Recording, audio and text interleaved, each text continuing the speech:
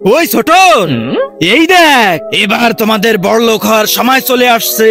তো মন দিয়ে শোনো, তোমাদের গ্রামের পাশে জঙ্গলের মধ্যে একটা বড় বট গাছ দেখতে পাবা।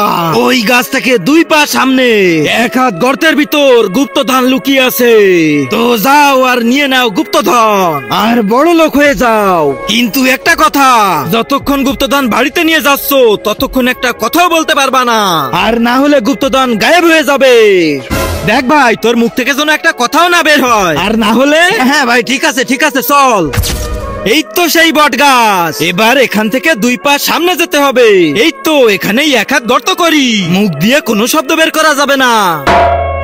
আরে কিসের জন্য একটা শব্দ পেলাম, মনে হচ্ছে গুপ্তদান পেয়ে গেছি। তার আগে আল্লাহকে ভালোবেসে থাকলে ভিডিওটাতে লাইক করে চ্যানেলটা সাবস্ক্রাইব করে দাও, আর যদি না করো তাহলে ভাববো তুমি আল্লাহকে ভালোই বাসো না। কমেন্টে বলে যাও আই লাভ আল্লাহ।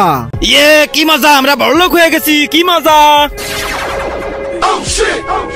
আরে শালা, তুই কথা কেন বললি? Oh, no.